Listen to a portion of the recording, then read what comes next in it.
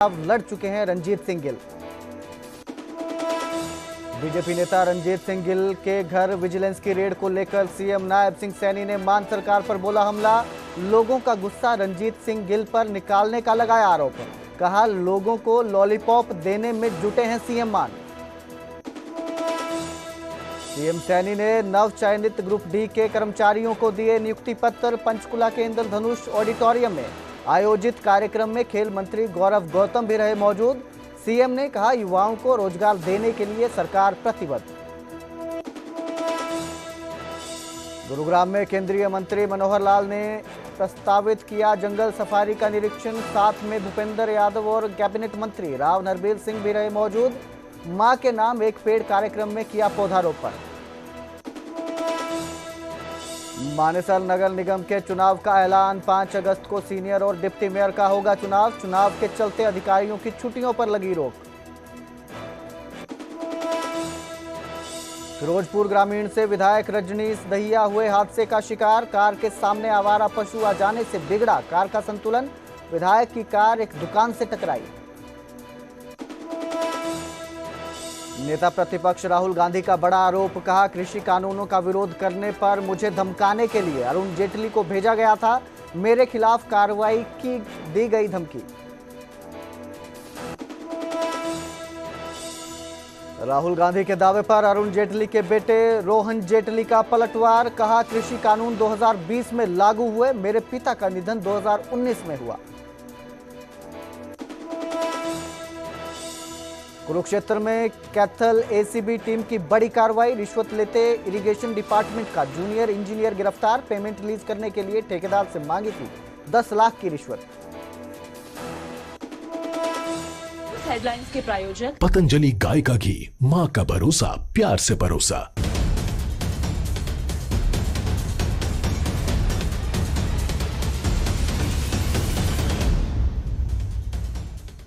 नमस्कार, स्वागत है न्यूज 18 पंजाब हरियाणा में। मैं आपके साथ कुलदीप भारद्वाज। बुलेटिन की शुरुआत करते हैं। बीजेपी नेता रणजीत सिंह गिल के घर विजिलेंस की रेड को लेकर सियासी संग्राम तेज हो गया। सीएम नायब सिंह सैनी ने पंजाब सरकार पर हमला बोला और कहा कि भेदभाव से काम ना किया जाए। सीएम भगवंत मान लोगों को लॉलीपॉप देने के आरोप लगाए। सीएम भगवंत सिंह मान पर कहा केवल कुछ साल बचे हैं, कुछ अच्छा कर लो। लोगों ने नकार दिया है और गुस्सा इन पर निकाल रहे हैं। गुस्सा रणजीत सिंह पर क्यों निकाल रहे हो, तो ये सीएम नायब सिंह सैनी ने अब कहा है। आपको बता दें कल ही बीजेपी में रणजीत सिंह गिल जो है वो शामिल हुए थे, जिसके बाद उनके घर पे विजिलेंस की रेड पड़ी है। इस पर अब नायब सिंह सैनी ने ये वार किया है सीएम मान पर। उन्होंने पलटवार किया है, निशाना साधा है और कहा कि वो सिर्फ जनता को लॉलीपॉप दे रहे हैं। कुछ साल बचे हैं, इसमें अच्छे से काम कर लें। इस तरह बदले की राजनीति ना करें। लोगों ने नकार दिया है, गुस्सा इन पर निकाला जा रहा है।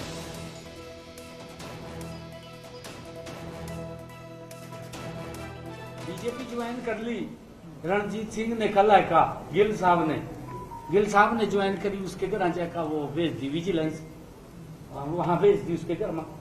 भाई तेरे के लिए पिछले 3-4 साल से था, जब तो तेन दिखाई नहीं दिया भी इसके पास विजिलेंस भेजनी है। उन्हें रात ज्वाइन करा, रात तो विजिलेंस पहुंचेगी। किस प्रकार से द्वेष भावना से ये सरकार काम कर रही है। ये लोगों का काम नहीं कर रही, ये तो लोगों को आवाज दबाने का काम कर रही है, उनका गला घोटने का काम कर रही है। परंतु ये भारत है, मान साहब, केजरीवाल साहब, ये भारत के लोग हैं। इन्होंने तो अंग्रेजों को यहां से बाहर भगाने का काम कराया, ये दबे नहीं। आप कैसे इनकी आवाज को दबा देंगे? अभी आपको रिजल्ट देंगे ये लोग। तो आपको बता दें बीजेपी नेता रणजीत सिंह गिल के घर पर विजिलेंस ने रेड की है, छापेमारी की है। कल ही ये बीजेपी में शामिल हुए थे। घर के अंदर विजिलेंस के अधिकारी अभी भी मौजूद है। रेड के दौरान रणजीत सिंह गिल के वकील को भी अंदर नहीं जाने दिया गया। तो रणजीत सिंह गिल जो हैं वो पहले अकाली दल में थे, कुछ दिन पहले ही उन्होंने अकाली दल को छोड़ा था और उसके बाद कल बीजेपी में शामिल हुए थे। शाम को बीजेपी में शामिल हुए और सुबह उनके घर पर विजिलेंस ने रेड कर दी। अभी भी उनके घर पर अधिकारी बताए जा रहे हैं कि अधिकारी हैं। इसके साथ ही उनका जो वकील है उसे भी अंदर नहीं जाने दिया गया। तो रणजीत सिंह गिल इससे पहले 2 बार विधायक के लिए चुनाव लड़ चुके हैं। खरड़ से विधानसभा चुनाव में वो उम्मीदवार खड़े हुए थे। खरड़ से 2 बार विधानसभा चुनाव लड़े हैं अकाली दल से, लेकिन इसके बाद उन्होंने अकाली दल छोड़ा और जैसे ही बीजेपी का दामन थामा, सुबह उनके घर पर विजिलेंस ने रेड कर दी।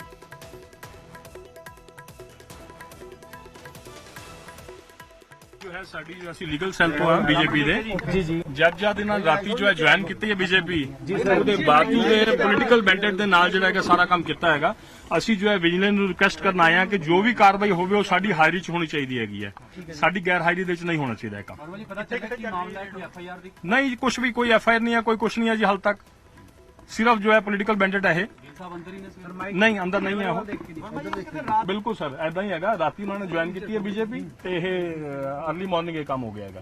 ਤਾਂ ਅਸੀਂ ਚਾਹੁੰਦੇ ਹਾਂ ਕਿ ਵਿਜੀਲੈਂਸ ਨੇ ਜੋ ਵੀ ਕਾਰਵਾਈ ਕਰਨੀ ਹੈ ਉਹ ਸਾਡੀ ਹਾਜ਼ਰੀ ਦੇ ਵਿੱਚ ਹੋਵੇ, ਠੀਕ ਹੈ, ਤੇ ਐਦਾਂ ਗੈਰ ਹਾਜ਼ਰੀ ਦੇ ਵਿੱਚ ਕੁਝ ਨਾ ਕੰਮ ਹੋਵੇ। 3 ਘੰਟੇ ਤਾਂ ਪਹਿਲਾਂ ਹੀ ਹੋ ਗਈ ਜੀ ਕਾਰਵਾਈ। ਹਲੇ ਅਸੀਂ ਇਹਦੇ ਬਾਰੇ ਕੁਝ ਕਹਿ ਨਹੀਂ ਸਕਦੇ ਜ਼ਿਆਦਾ ਵੀ ਕੀ ਕੁਝ ਚੱਲ ਰਿਹਾ ਹੈਗਾ, ਬਟ ਸਾਨੂੰ ਜੋ ਡਿਊਟੀ ਲੱਗੀ ਹੈ ਪਿੱਛੋਂ ਦੀ ਕਿ ਵੀ ਜੋ ਵੀ ਹੋਵੇ ਸਾਡੀ ਐਡਵੋਕੇਟ ਦੀ ਹਾਜ਼ਰੀ 'ਚ ਹੋਣਾ ਚਾਹੀਦਾ ਹੈਗਾ।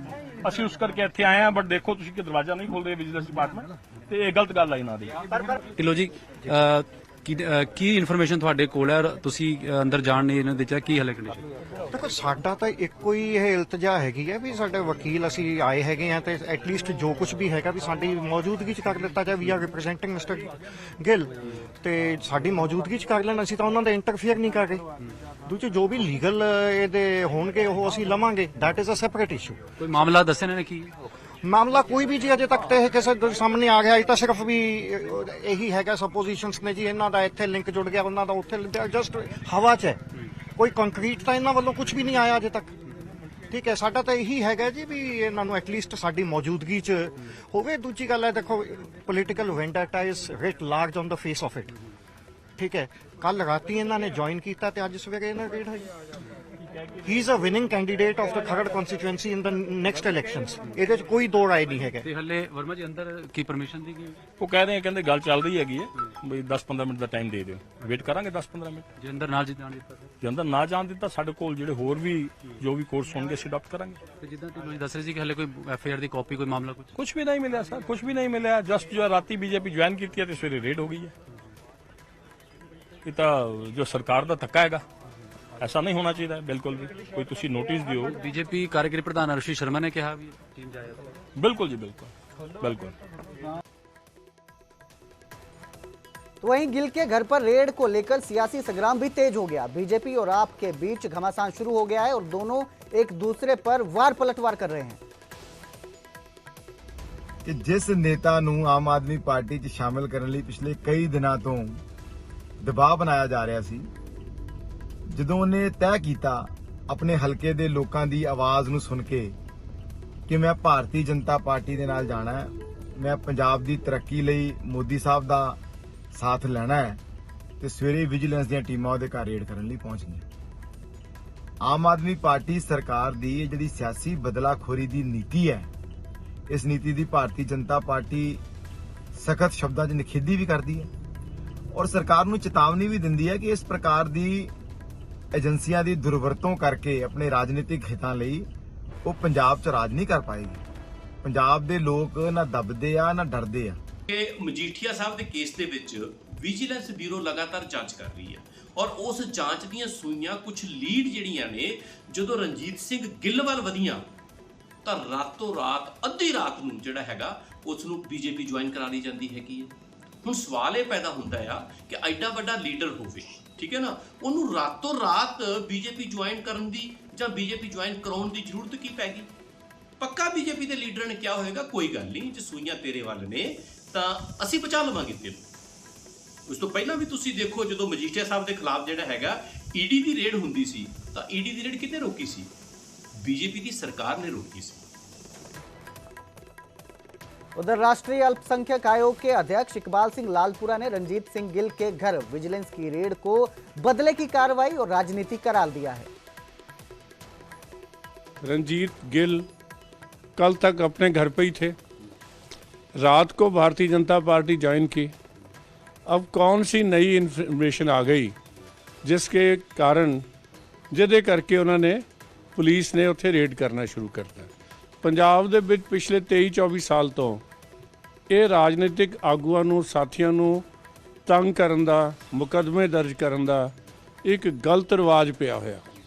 2002 ਚ ਜਿਹੜੇ ਲੋਕਾਂ ਨੇ ਉਸ ਵੇਲੇ ਸਰਦਾਰ ਪ੍ਰਕਾਸ਼ ਸਿੰਘ ਬਾਦਲ ਤੇ ਉਹਨਾਂ ਦੇ ਪਰਿਵਾਰ, ਉਹਨਾਂ ਦੇ ਖਿਲਾਫ ਮੁਕੱਦਮਾ ਦਰਜ ਕੀਤਾ ਪੁਲਿਸ ਵਾਲਿਆਂ ਨੇ, ਅਫਸਰਾਂ ਨੇ, ਵਿਜੀਲੈਂਸ ਵਾਲਿਆਂ ਨੇ, ਉਹ ਆਪ ਹੀ ਗਵਾਹੀ ਤੋਂ ਮੁੱਕਰ ਕੇ ਬਰੀ ਕਰਾਏ ਔਰ ਅੱਗੇ ਤੋਂ ਅੱਗੇ ਚੱਲਦੇ ਰਹੇ। ਇਹ ਜਿਹੜਾ ਸਿਸਟਮ ਹੈ, ਮੈਂ ਅੱਗੇ ਵੀ ਇਹ ਗੱਲ ਕੀਤੀ ਹੈ ਕਿ ਸਰ ਭਗਵੰਤ ਸਿੰਘ ਜੀ, ਇਹ ਲੜੀ ਤੋੜਨ ਵਾਲੀ ਹੈ, ਇਹ ਕੰਮ ਬੰਦ ਕਰਨ ਵਾਲਾ। ਤੁਸੀਂ ਵਾਅਦਾ ਕਰਕੇ ਆਏ ਸੀ ਕਿ ਅਸੀਂ ਬਦਲੀਖੋਰੀ ਨਹੀਂ ਕਰਾਂਗੇ, ਭ੍ਰਿਸ਼ਟਾਚਾਰ ਦੇ ਅਸੀਂ ਵੀ ਵਿਰੁੱਧ ਹਾਂ, लेकिन बदलाखोरी भ्रष्टाचार तो भी माड़ी है जड़ी। और अब बात हरियाणा सरकार के मिशन रोजगार की, जिसके तहत सीएम सैनी ने नव चयनित कर्मचारियों को नियुक्ति पत्र दिए। ग्रुप डी के कर्मचारियों के बीच सीएम सैनी ने नियुक्ति पत्र बांटे। पंचकुला के इंद्रधनुष ऑडिटोरियम में भव्य कार्यक्रम का आयोजन किया गया, जहां पर खेल मंत्री गौरव गौतम भी मौजूद रहे। कालका विधानसभा से विधायक शक्ति रानी शर्मा, पूर्व स्पीकर ज्ञानचंद गुप्ता भी मौजूद रहे। इस मौके पर सीएम सैनी ने कहा कि उनकी सरकार युवाओं को रोजगार देने के लिए प्रतिबद्ध है।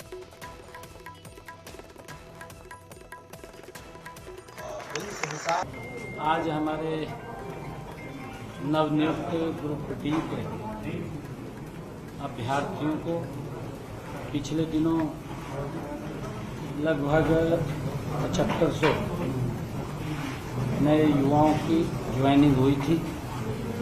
आज उनका नियुक्ति पत्र दिए गए हैं। उसमें अभी लगभग 1500 बच्चों को यहाँ बुलाया गया है। अभी दूसरे फेज के अंदर एक कार्यक्रम और होगा। मैं सभी नवनियुक्त अभ्यर्थियों को बहुत बहुत बधाई और शुभकामनाएं देता हूँ। उनके परिवारजनों को, उनके रिश्तेदारों को सरकार का जो संकल्प है कि ट्रांसपेरेंसी के आधार के ऊपर युवाओं को नौकरी देना, उसके ऊपर हमारी सरकार का लगातार नॉन स्टॉप एक मूवमेंट चल रहा है। और हमने जो अपने संकल्प पत्र में भी कहा है, धीरे धीरे करके हम उसको पूरा कर रहे हैं और उसको आगे बढ़ा रहे हैं।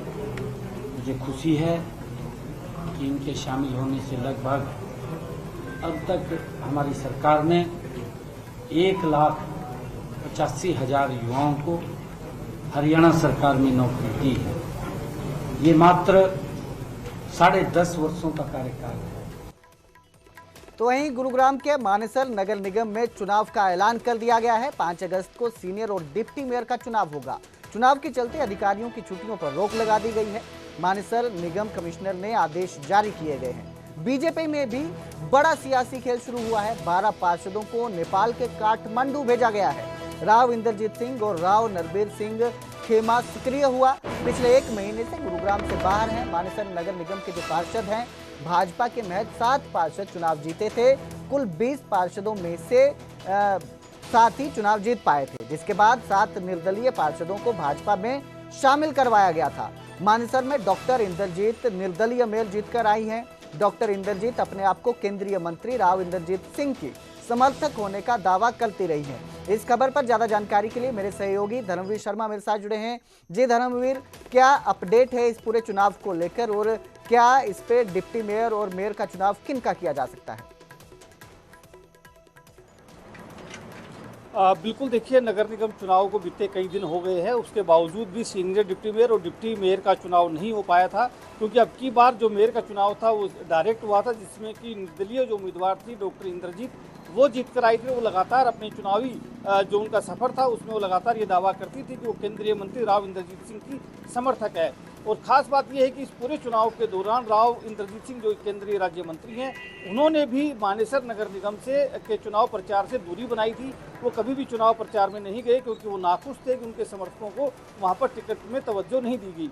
हालांकि गुरुग्राम नगर निगम के दौरान जरूर वो सक्रिय थे एक चुनाव प्रचार में, लेकिन मानेसर में नहीं थे। अब चूंकि 5 अगस्त की तारीख मुकर्रर की गई है सीनियर डिप्टी मेयर और डिप्टी मेयर के चुनाव के लिए, तो ऐसे में दोनों ही खेमे, चाहे वो राव इंद्रजीत सिंह का हो चाहे फिर वो राव नरबीर का हो, दोनों सक्रिय हैं। दोनों नेताओं के समर्थक अपने अपने चहेतों को कहीं ना कहीं कुर्सी पर काबिज करना चाहते हैं, और इसीलिए पिछले 1 महीने से लगातार जो पार्षद हैं मानेसर नगर निगम के 20 पार्षद हैं, वो सभी पार्षद दो गुटों में बटे हुए हैं और अलग अलग जगहों पर लगातार यात्राएं कर रहे हैं। पहले वो धार्मिक यात्रा पर थे, अब जो हमें जानकारी मिली हमारे सूत्रों से वो यही है कि 12 से 13 पार्षद जो है वो काठमांडू में है, जबकि बाकी पार्षद दूसरी जगह हैं।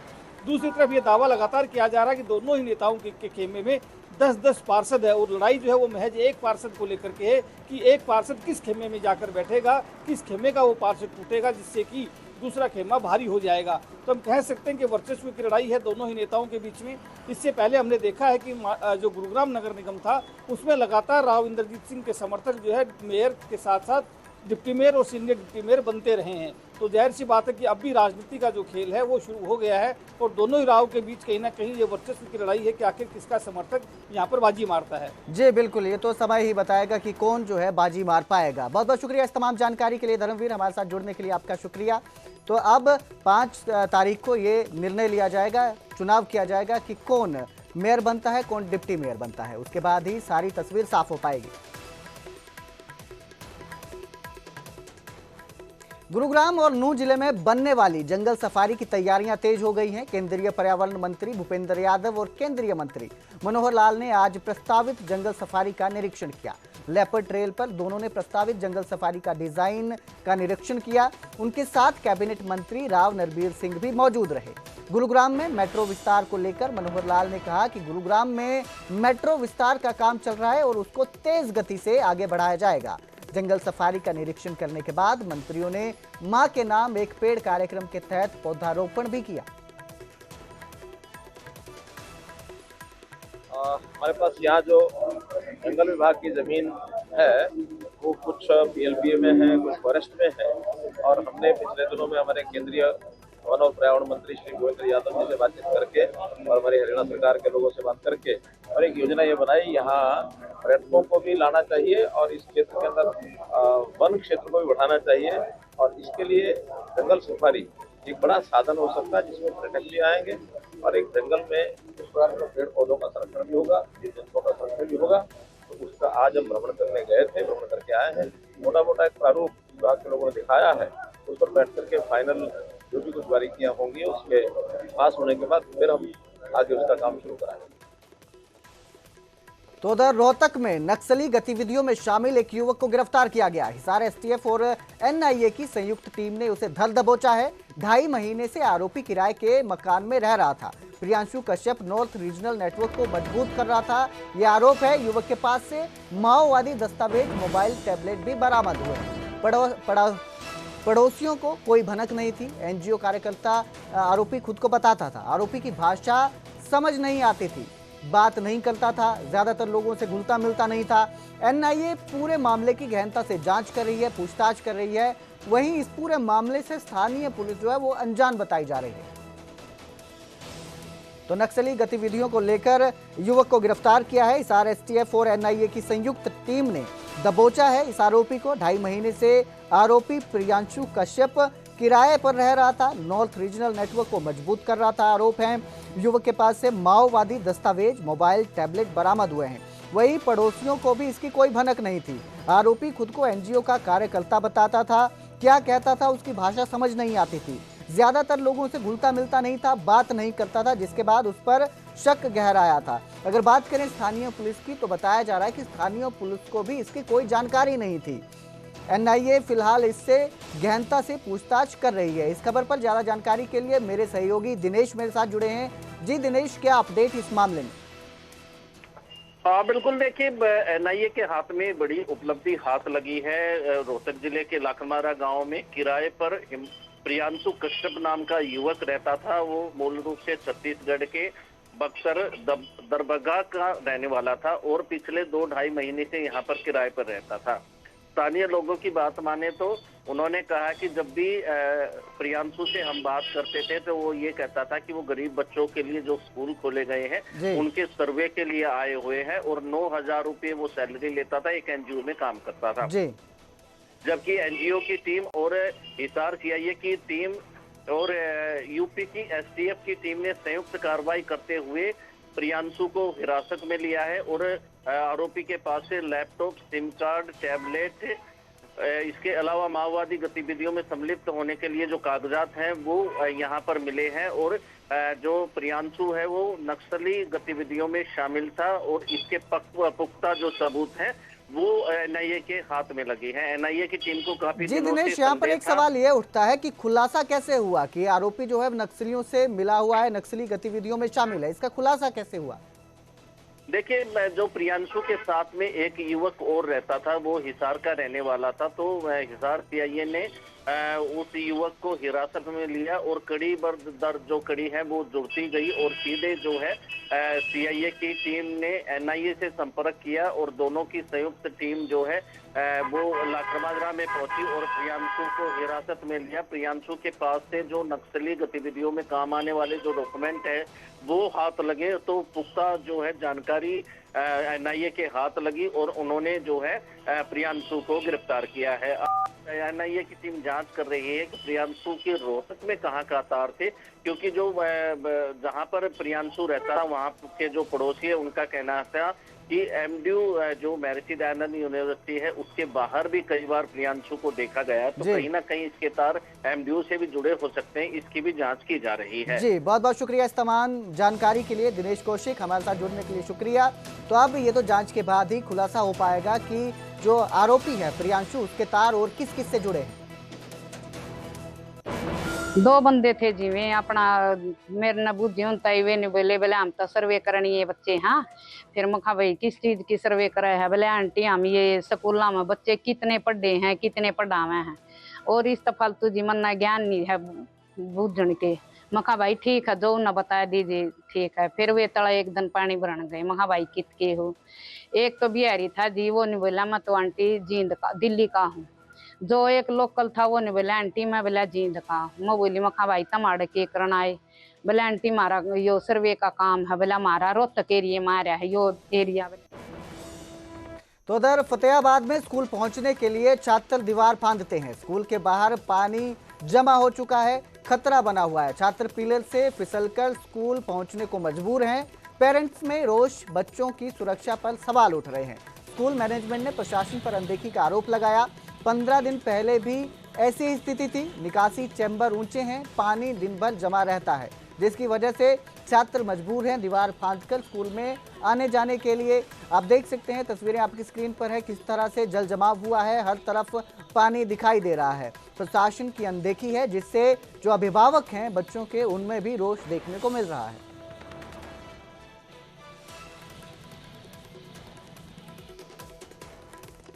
Food safety and standard authorities of India FSSAI ने सभी फूड बिजनेस ऑपरेटर जैसे रेस्तरां, ढाबे, कैफे और खाने पीने की दुकानों को अपने FSSAI लाइसेंस या रजिस्ट्रेशन सर्टिफिकेट डिस्प्ले करने के आदेश दिए हैं। ये डिस्प्ले ग्राहकों की नज़र में आने वाली जगहों पर लगाने के निर्देश जारी किए गए हैं, ताकि ग्राहक गंदगी या फिर खाने की गड़बड़ी की शिकायत कर सकें। इस बारे में पंचकुला के सेक्टर 10 के ढाबे के बाहर से जानकारी दे रहे हैं मेरे सहयोगी अंकित दुदानी।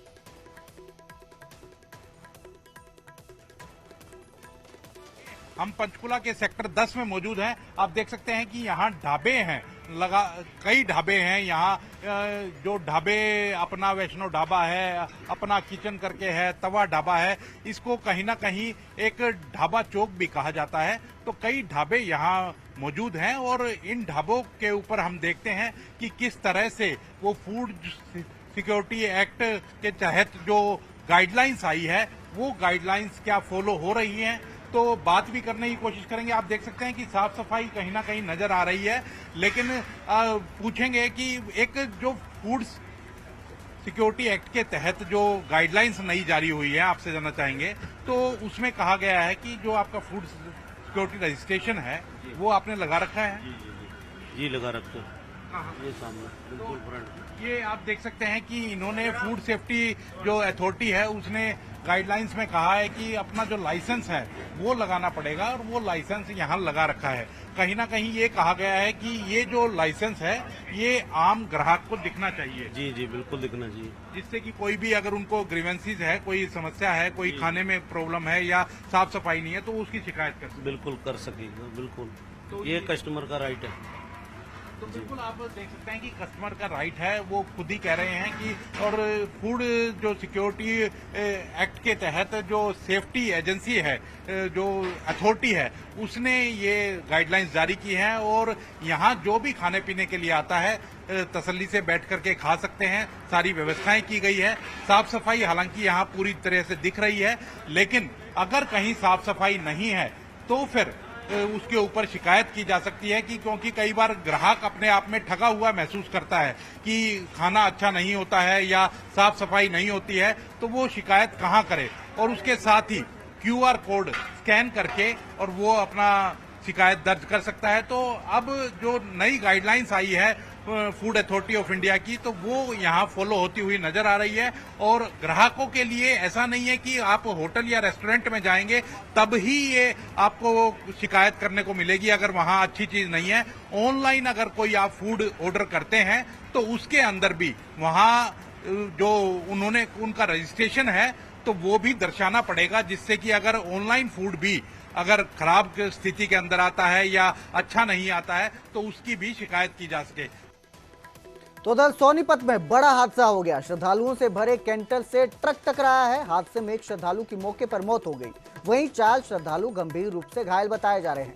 अस्पताल में भर्ती किया गया है। जितने भी घायल श्रद्धालु हैं सभी को, ये सभी श्रद्धालु हरिद्वार जाते हुए यात्रा पर थे।